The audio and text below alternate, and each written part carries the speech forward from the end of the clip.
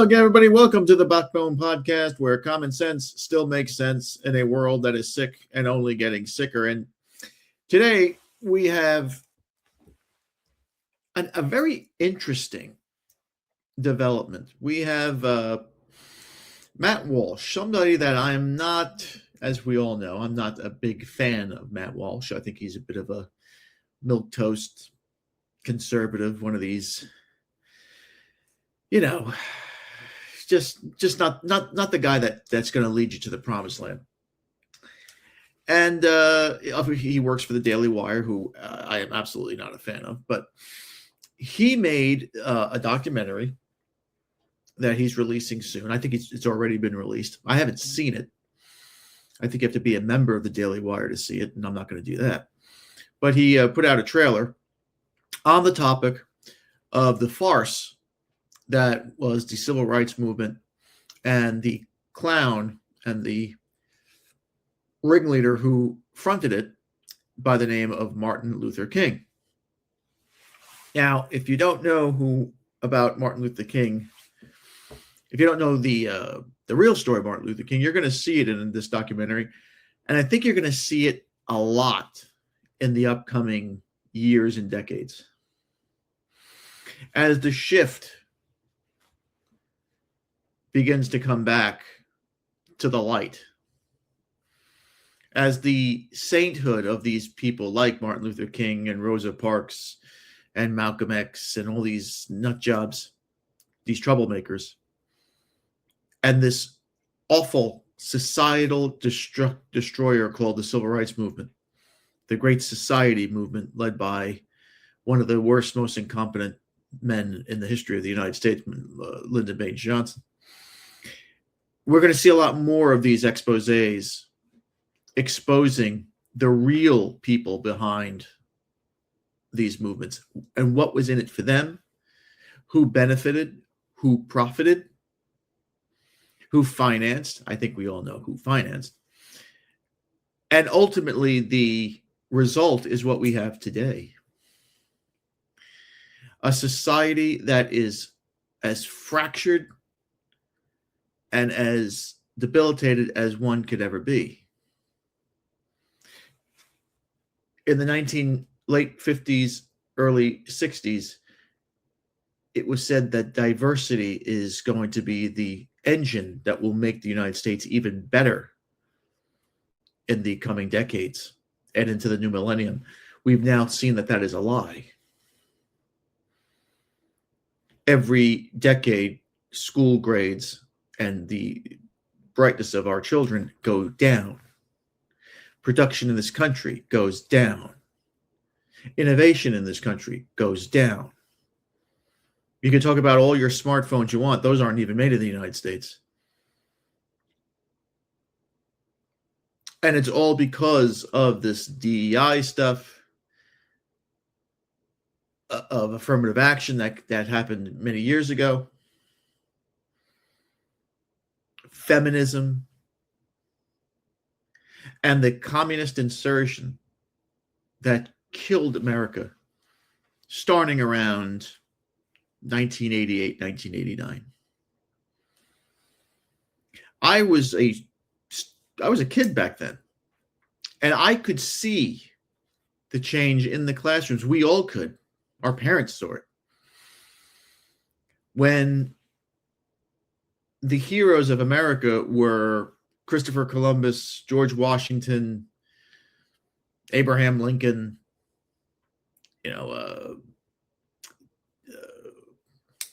Davy Crockett, it began to sway where those guys were considered evil. They were considered maniacs and killers. We didn't celebrate Lewis and Clark anymore. We celebrated, Harriet Tubman. We didn't celebrate Christopher Columbus or Vespucci or Henry Hudson or any of the other great explorers that came to the Americas. No, we celebrated the Amistad movement. We didn't celebrate George Washington anymore, or Thomas Jefferson. Instead, we mentioned the fact that had to be mentioned that they owned slaves and they raped slaves and they had half slave babies and all this other garbage. And now we started to venerate guys like Martin Luther King and Marcus Garvey and Malcolm X. This was all happening late 80s, early 90s. And it became even more punctuated once, of course, the real first black president was elected in 1992 by the name of William Jefferson Clinton.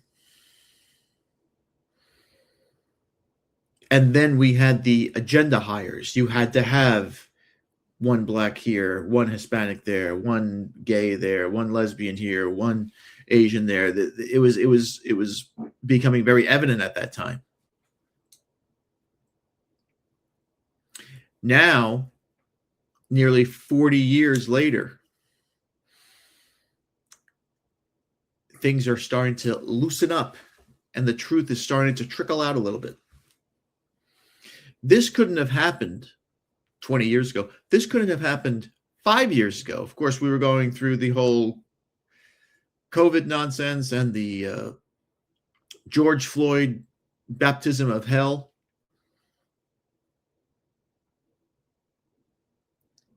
And that may have started the turnaround of white people finally saying, you know what, enough's enough. And it hasn't even reached 1% yet. You still have in the Western world probably 90% of white people who still feel guilt, who still feel shame, and who still feel fear of speaking out and defending themselves, defending their ancestors and the greatness of their ancestors. The greatest human society in the history of the world happened in Europe, nowhere else. And yet we were led to believe that our ancestors were inbred, they were sleeping in caves, they didn't have an alphabet, they didn't have a numerical system. Everything they got were from the Arabs or the Jews or the Africans, because the Africans were all Kangs. And that white people just benefited from everything. And then somehow, some way, even though we are lacking in all capacities, we stole everything.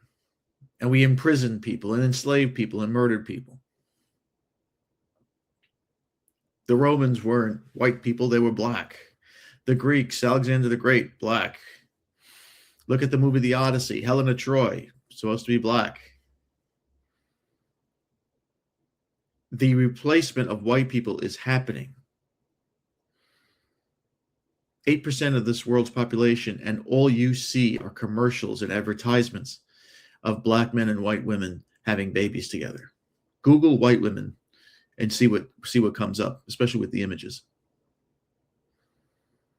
And it all started with the guy you see here, Martin Luther King. Who was Martin Luther King? Well, he was a quote-unquote preacher from the South.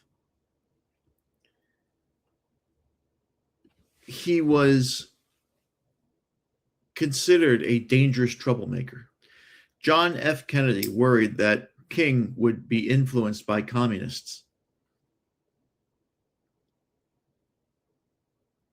And in August of 1966, King was bringing his civil rights campaigns to northern cities to address poverty, slums, housing segregation, bank lending discrimination, all the shit that you see today.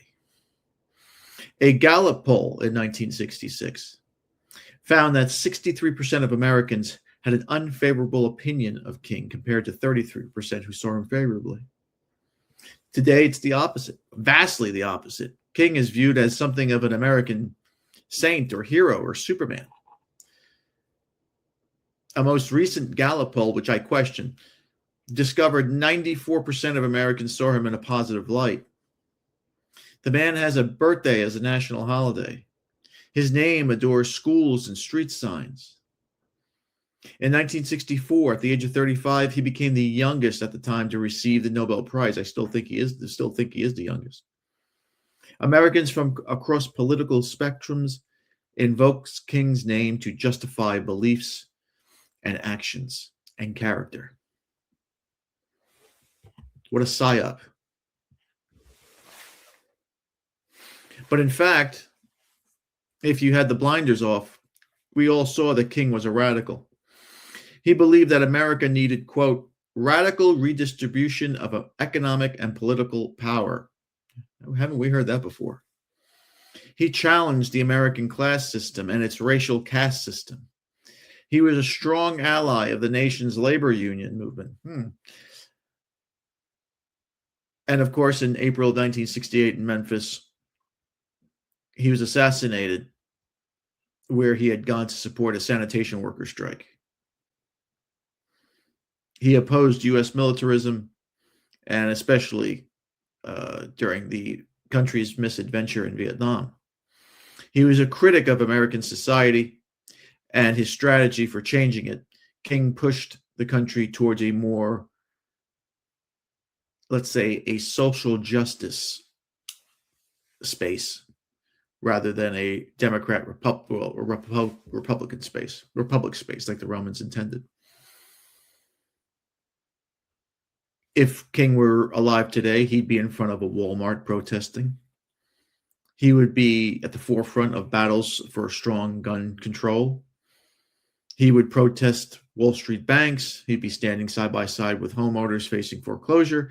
He would be calling for dramatic cuts to military budgets and reinvest in public dollars for jobs, education, and healthcare. Doesn't this all sound familiar?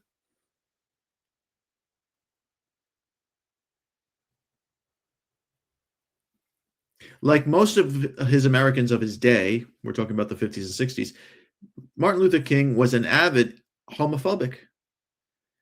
He even thought that one of his closest friends, Bayron Rustin, was gay.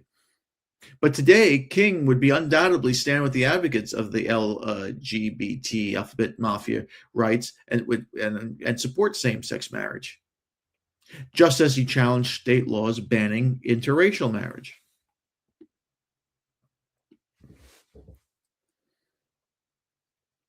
King entered the public stage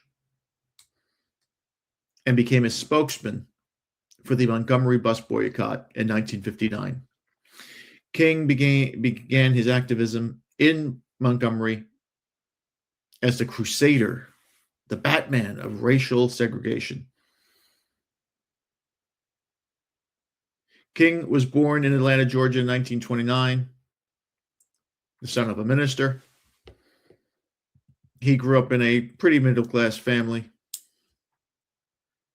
In 1950, while in graduate school, he wrote an essay describing the anti-capitalistic feelings, that's in quotes, he experienced as a youngster as a result of seeing unemployed people standing in bread lines. We must point out that King's writings, almost all of his writings, including his doctoral dissertation, have been seen to be fraudulent and how should I say it? I mean, you almost have to say it. Plagiarized.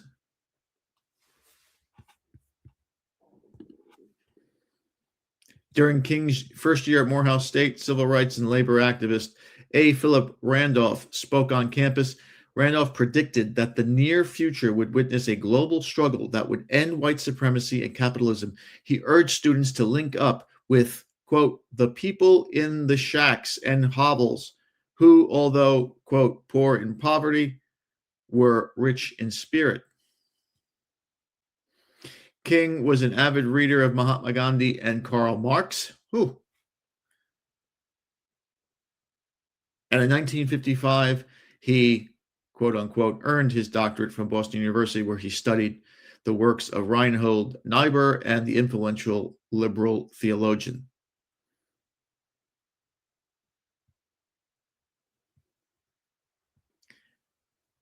As we said, King was no angel. He lied about being a Christian because he was a communist. He lied about being a child of God because he cheated on his wife. He was a degenerate tomcat. And he was no doctor because every speech he wrote, or every speech he said, and every paper he wrote were plagiarized. Martin Luther King today is seen as a saint, but was anything but. He was a charlatan. And the quicker we get to realizing that, and the quicker we get to that, just accepting that as a fact, the sooner we can heal this country from the guilt and the garbage that we've been going through for the last 60 some odd years. And as the boomers start to die out, thankfully, the new way of thinking, hopefully a new renaissance for America will occur. That's yet to be seen. I don't know if it will happen in my lifetime. It's up to this new generation. These next two generations, it's definitely up to them. The millennials are all but finished. They're a disaster.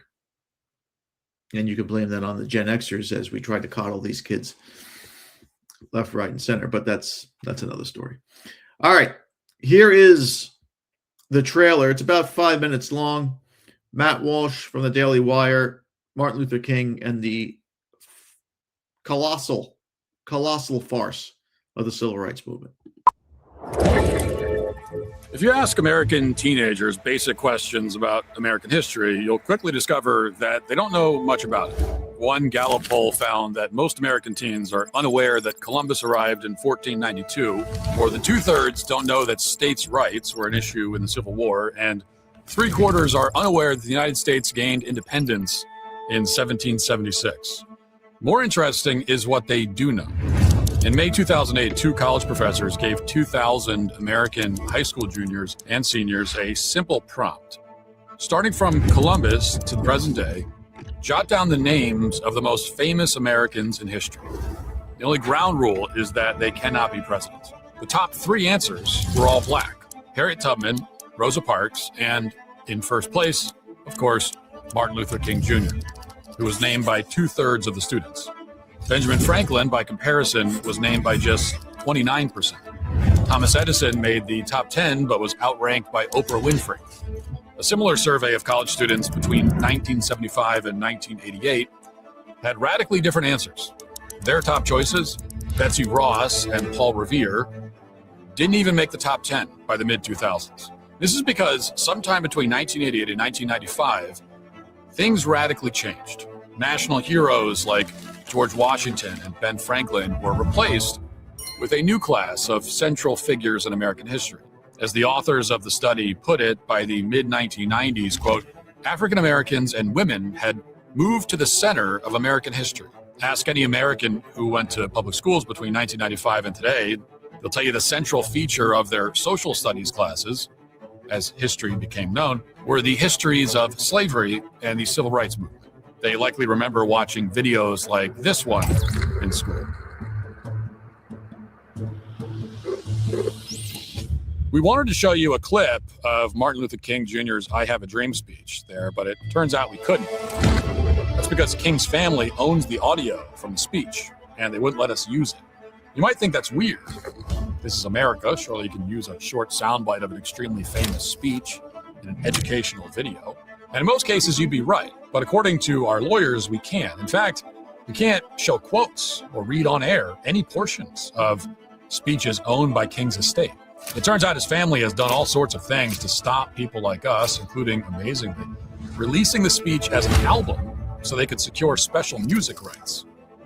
They published his life's work as a book to secure additional rights, and recently blocked OpenAI from allowing users to recreate King's likeness.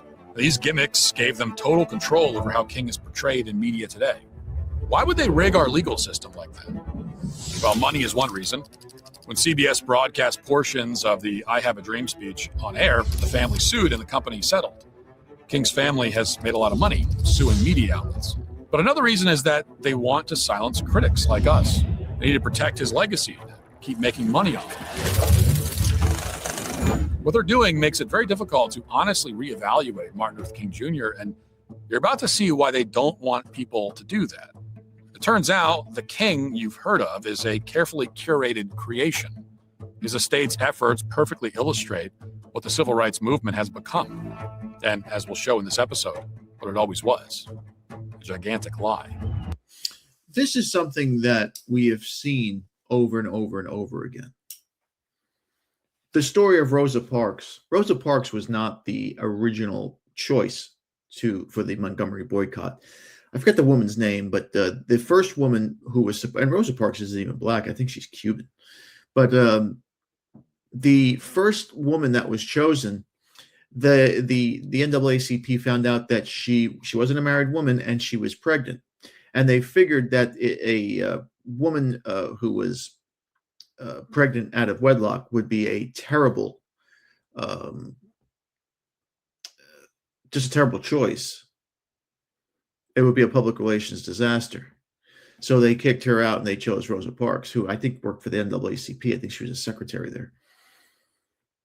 So you could see that there's just lie after lie, and this was all just fabricated.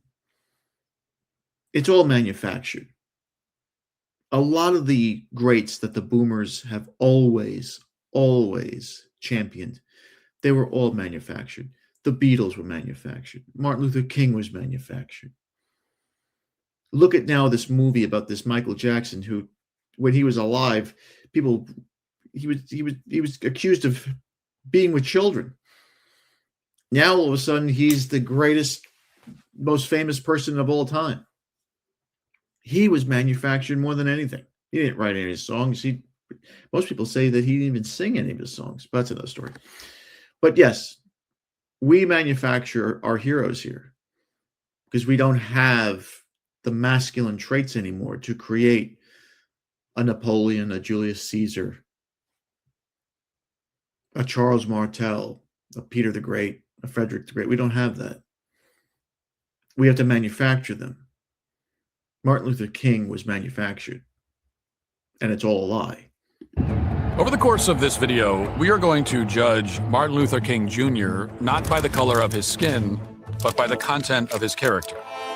What you will see will shock you. Some of it isn't suitable for young children. We'll also confront the movement that he spearheaded. Were his true aims a colorblind society or something far more radical? Who bankrolled him? What did other civil rights leaders think of him? What unfolded behind the scenes in Birmingham, Alabama in 1963? Was civil disobedience actually peaceful? And most importantly, is America today stronger, more unified, and racially equal than before King's rise? These questions demand answers, and as Americans, we are entitled to a full accounting of the civil rights movement and its consequences. King's movement fundamentally transformed our country and our system of government. That's why we're tackling the topic in two parts. First, the hidden history of the civil rights movement, its key figures, agendas, funding, and scandals. And second, the profound, lasting changes to our society and their consequences. This is the real history of the civil rights movement, Part 1, A New Constitution.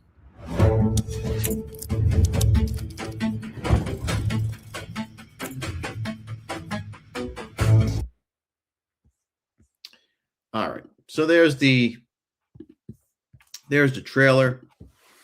If you're interested in seeing it, give it a look. You saw, and I noticed that they had a picture of Jackie Robinson there. You talk about a guy who has been overrated like no other. It's Jackie Robinson. Every year on April 17th, they have to have every major league ball player wear the number 42. You know, if Jackie Robinson were white or Hispanic or Asian, he would have been remembered as a pretty good player. I mean, this is a guy who never hit more than 20 home runs. Right? A good player. But the fact that we that Major League Baseball has put up his pictures and retired his number and done it's ridiculous. If you were to walk into Citi Field when Fred Wilpon or Freddie Coupons owned the Mets, he covered almost the entire amount with Jackie Robinson photos and action shots. Jackie Robinson played for the Brooklyn Dodgers, not the Mets. Jackie Robinson played in Brooklyn, not Queens. You have towns today, cities today, that have been destroyed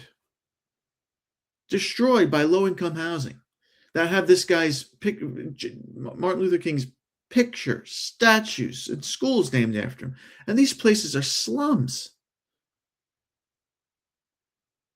And can you tell me that the world today in 2026 is better than it was in 1956? Can you honestly say that? And don't give me the whole thing with, well, who is it better for? I don't care. America back in the 1950s was 93% white. You can't worry about the 6% of the population that isn't getting treated the way they think they should. The majority rules, and the vast majority rules. Now we have a country where we have 13% of the population committing almost 60% of the crimes.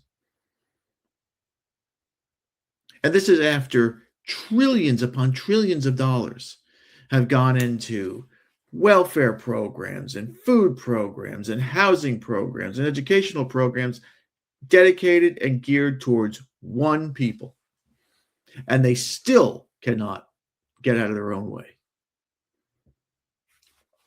It's horrifying. But like I said, if you're interested in this topic, go to the Daily Wire and watch the first episode. I think it's coming out. The second episode comes out next week. And let us all know what you think. You're going to be, I'm telling you, don't go to work tomorrow after watching this and tell your friends that you saw this, because you might get side-eyed and you might be called a racist and all that other good stuff, because this is not a documentary that people want to see. This is not a documentary that people want out. But these things will come out. And the truth, as always, the truth will always set you free. And hopefully it sets us free in the coming years, because something's got to change. Something has to change rapidly.